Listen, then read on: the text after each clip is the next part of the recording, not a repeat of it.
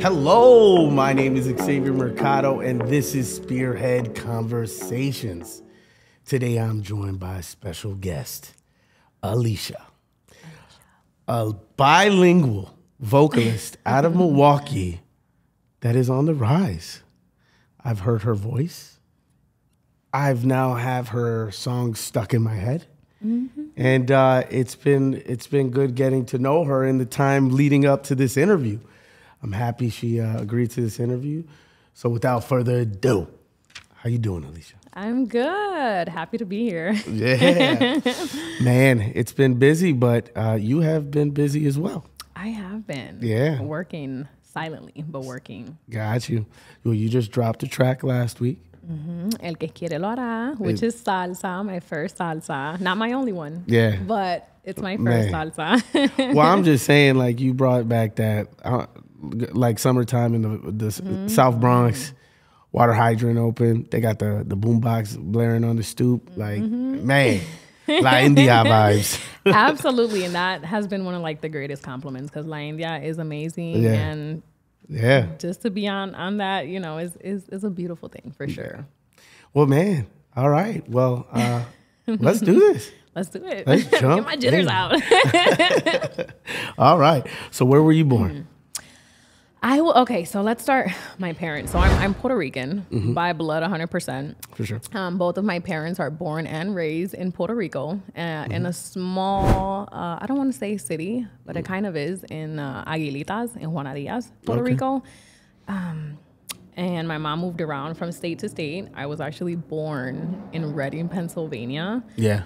Went back to Puerto Rico and ended up in Wisconsin somehow, from Racine to Milwaukee. Oh, wow. Got you. And I've been here since. So I guess you can say I'm raised here for sure. For sure. I was born in the South Bronx.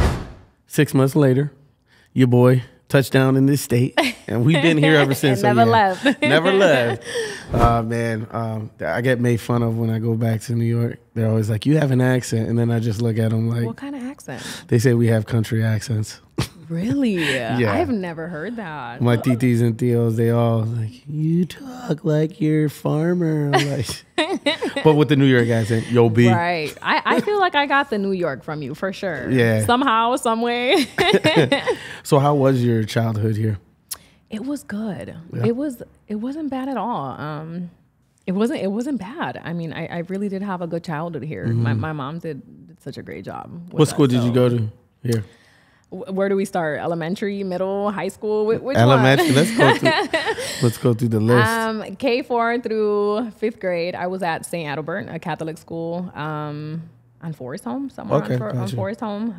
Then I went to Morgandale, like some random elementary. And then high school, I was at Milwaukee High School of the Arts. So nice. Of course, right? In art school. What type of hobbies were you into? I played sports. Growing up, I was a sports girl. I played volleyball. I played softball.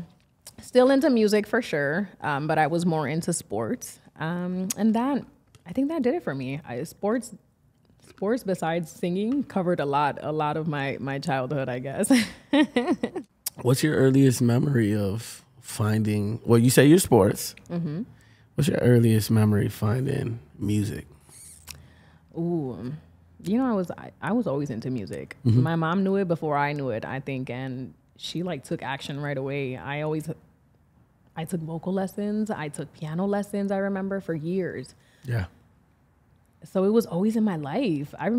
I used to be the girl, and I don't even know how my mom got me to do it. Who we used to go to birthday parties, and she's like, she's gonna sing happy birthday. She's gonna sing happy birthday, and people were like paying me, you know, to like sing happy birthday. It was just always there in front of me. I think I didn't see it soon enough, but it's always been a part of my life. Who were musical influences of yours growing up? Everybody.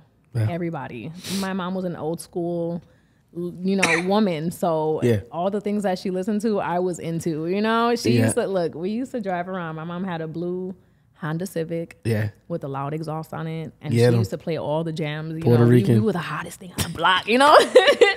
Hatchback. She had the Civic. Civic. But man, all the oldies, my mom was listening to pop, to everything. And I feel like that's where my love for all the genres came in, because I love everything. How do you feel it resonates with you? I'm into like vibrations and energy, and I think it just depends on how I'm feeling, what I want to feel, and for sure. Yeah. Trying to get the jitters out. Yeah. Walk me through your creative process. So I was super strict with my creative process, let me tell you. I could not write lyrics without having some type of beat, some type of like melody already like made. Now it's a little better. Yeah. I get a melody in my head. For example, que quiero hablar. It was a Friday. I was cleaning, doing my deep clean Fridays. Yeah, for sure. And I had this melody in my head, and all of a sudden, like, I had to stop what I was doing and start writing. And I think that's been one of the greatest changes in my creative process, because I don't have to rely on a beat. You know, it's the beats are in my head. They're playing. The melodies are already playing in my head. Yeah. What was the first song you ever wrote? Do you remember? Fun fact, when I was younger, I used to upload videos of myself on YouTube, and I still have them on there. I'm private for sure, not public, but yeah, I don't even know. It was a song on the piano, and it was just me singing some like random lyrics that I made, but it went like, because I know this time will last, whatever that is. But but I was writing. It was random, but I was writing. Yeah, I started through poetry. Really? Yeah, my fifth grade teacher, Mr. Costello. Shout out to Mr. Costello. He's been on the platform. But he did a section in the semester, was it semester, quarter, whatever. He did a section where it was just focusing on poetry. And through there is where I always knew that I could follow the rhythm of a song.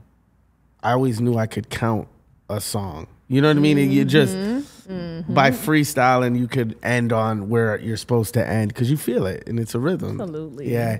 And through that's where I ended up. And poetry is powerful. Like, just like music, it is powerful. When did you realize music was a passion of yours? I feel like it would be wrong for me to say to like a few years ago.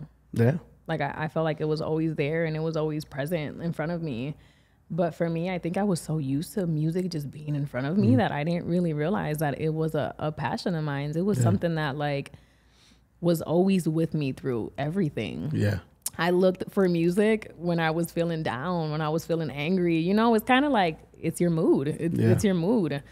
But it wasn't until a few years ago where I was like, man, if there's anything that makes me, looking for career paths, and, you know, if there's anything that makes me happy, it's music. Yeah. You know? Well, I mean, like you said, like, music is something that just gets you through the deepest times. Like, you know what I mean? The lows, the highs. Music is always, I don't know, I've timelined my life through music. So I could tell you when certain songs came, like Titanic, Celine Dion, third grade in front of the TV, Fuji's second grade at Wisconsin Conservatory, lifelong learning. Shout out to that school, long time ago. But talking about school, let's talk about your educational background with music. Okay. Yeah, so you say you went to the School of Arts. I did. And our editor for Spearhead, his name is Stephen Van Ploot, and he is alumni of that. Really? Of the arts. What year? He graduated 07. Oh, I was 2014. Oh, nice. So a little, you know, but I was always a vocal major. I auditioned to get in there, and I was a vocal major for the 4 years. And even, can I tell you that even in high school, being a vocal major, I still don't feel like I explored music enough, or like I should have, you know? Yeah. I mean, like, I will say this. Had I known there was schools out here like this back then, there ain't nothing you can change now, you know what I mean? But if I would have known that these schools existed, believe me, I would have tried. Because I could have did acting, I'd sing, write lyricism, everything. And I'm just like, they have actual schools out here for that. So that's awesome. School of Arts. Where's that located? Ooh, that was on Highland. I remember I was on the bus and I think I took like all 27th to Highland. Yeah. But it was somewhere around there. Got you. Somewhere. Did you always go by Alesha? Or were there any other aliases you went by? Alesha. Only and mainly because growing up, I realized that not a lot of people spell their name like my name is spelled. And I hated it growing up. Yeah. Trust me. But then I realized it's not that bad. It's not that not bad. that bad after all. Well, how does it feel? I mean, like, as a Latina, bilingual, and the power you possess through that, because, I mean, you're able to reach different crowds. That salsa track you put out, or Curiosity, the one that's playing in my head. A Curiosity. I got a question for you. How does that feel? I mean, Empowering. yeah. Empowering. Just because as a Latina, I feel like growing up, we're minorities. Yeah. It's so it's empowering, you know. I mean, just in general, not just music. Music is like the cherry on top. Like it makes me feel not like a minority. Like again, empowering. Just like I have this influence, you know, like I can influence others to do what they love to do as well. Yeah. Well, yeah, for sure. I mean, I love it. Like this is what I'm going to say. And I'm going to put it on the record for everyone to see. I was where was I in Milwaukee? I think it was towards Menominee Falls. I was shooting a video and I went off to the side, went on my phone, opened up the book, see like who's writing me. And out of nowhere, a post of yours with a song, and I think it was Curiosity, came up, and within the first 10 seconds of hearing you, I was like, this voice is mature. This voice knows what she's doing. And holy cow, like speechless. I mean, honestly, like you hear people attempt to, I had my R&B like stint. That didn't work out. You got to try it to know if it's for you or not. it didn't work out. But what was that like when you realized the voice and the power you had behind the voice? I don't think it was the power behind it. I think realizing that I can put so music is healing for me. And when I say that I found out that it was my passion and I came to terms that it was my passion a few years ago. Yeah. I realized that everyone as a human, right, has to heal from something.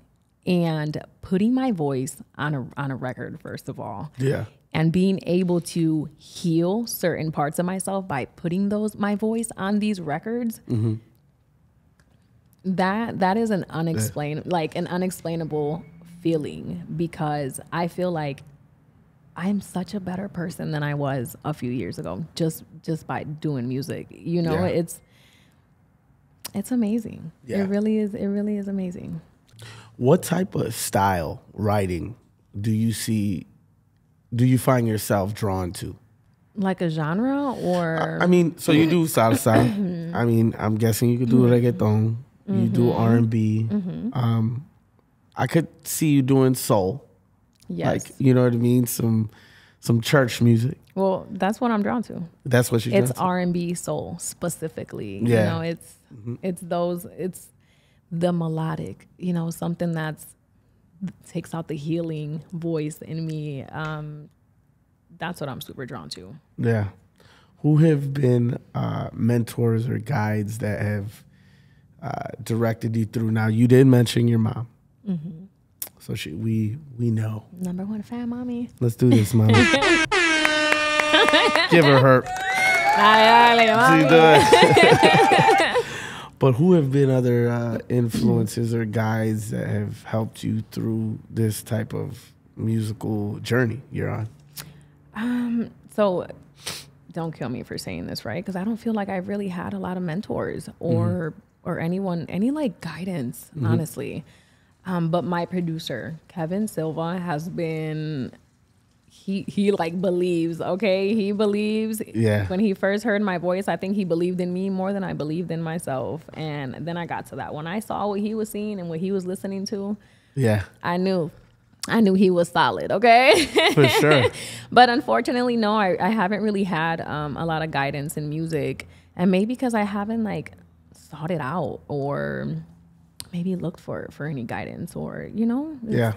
But hopefully I do. Hopefully soon I have some guidance in Nice. music. It'll be along the way. You'll see as your journey goes on. I always feel when you're on, I say this all the time, but when you're on your path, things just fall into place. Yeah. The right people come along and want to help, essentially. So what keeps you motivated as far as songwriting and, you know, because you go through type of writer's blocks, you know, just what keeps you motivated to keep writing and keep producing the music you've created?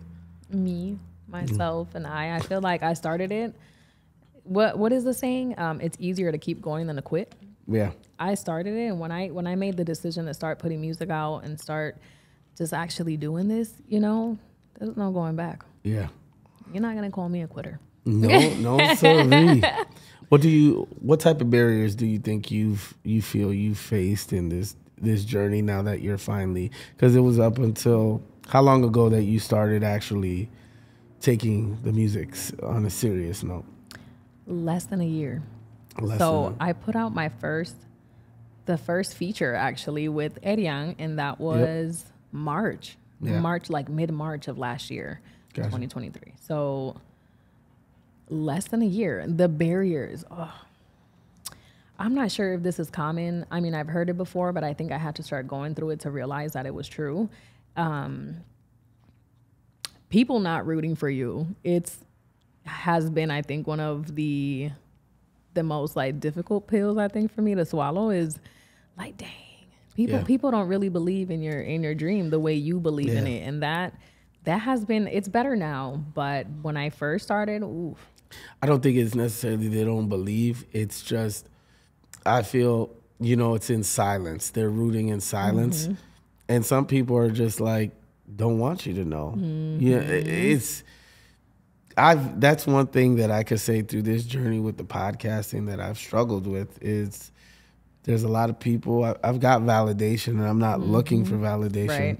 But at the same time, I've expected collaborations. I've expected, you know, just more of a response. Mm-hmm. I'm not saying I haven't received the response that has been great, but a lot of people, man, they stay quiet.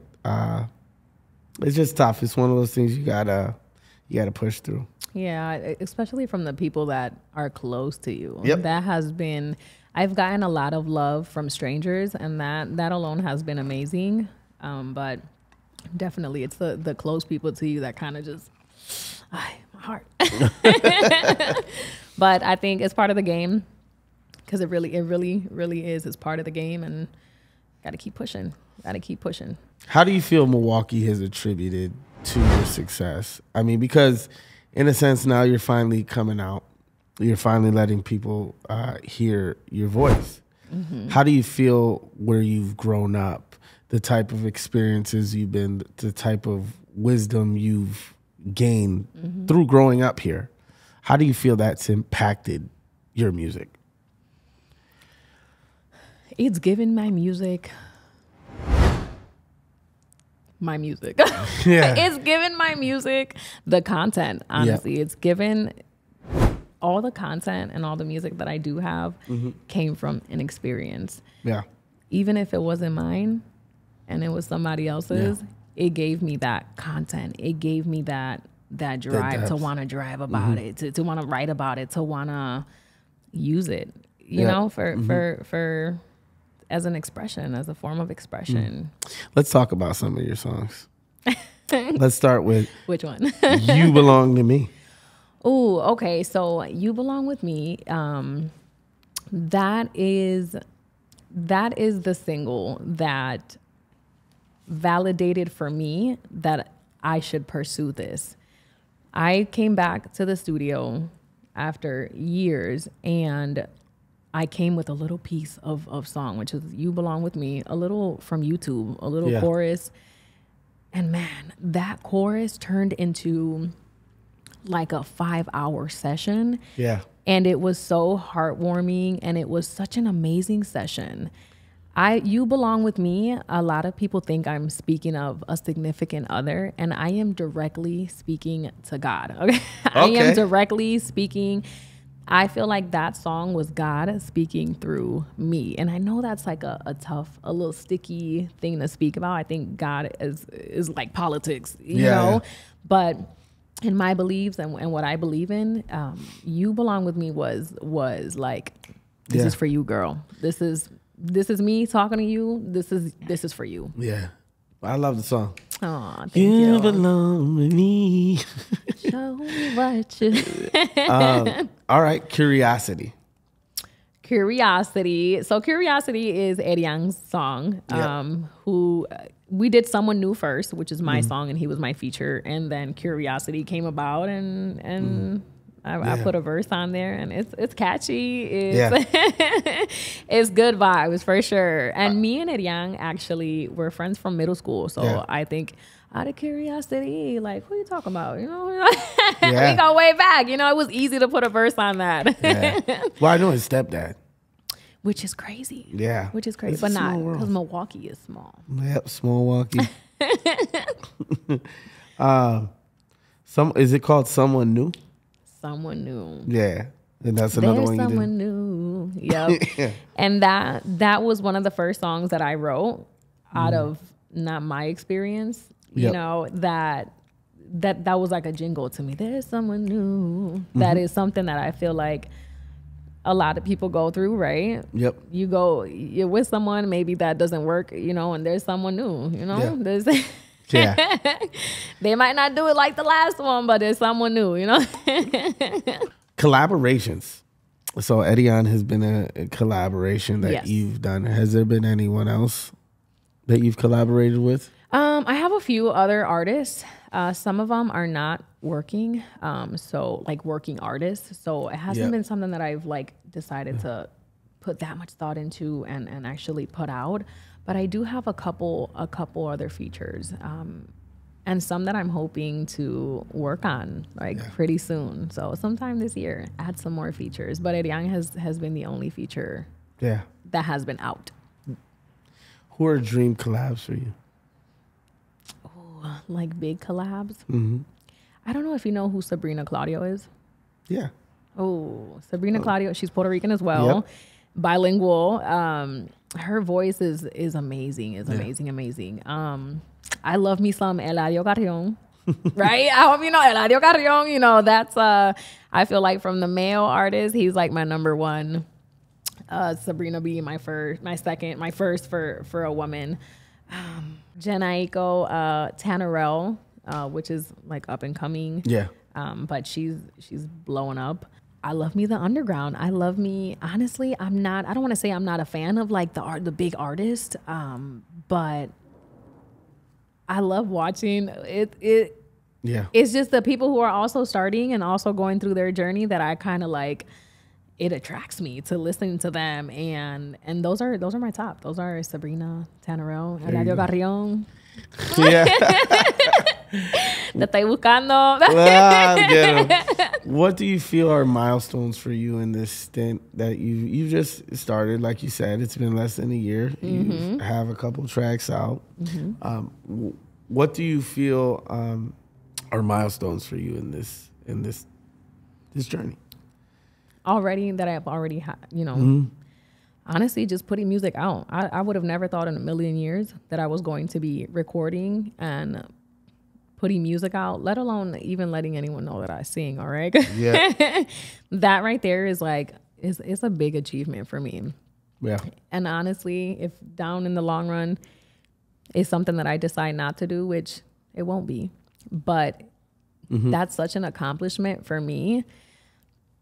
And whatever comes with it, you know, it's a day by day thing. But just being able to record, and put my feelings and my emotions into my music, and that's a big milestone for me. I would have never thought I was gonna be doing that. There you go.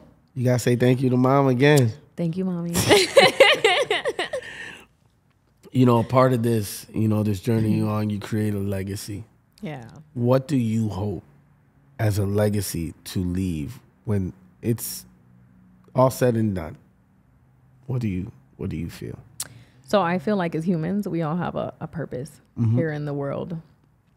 And I'm hoping that my music, whatever genre it is, whatever it is that I put out, that it touches people in some way, in some form. Just how music was like therapy for me. Yeah. I hope that I become therapy for other people around the world through all of my genres.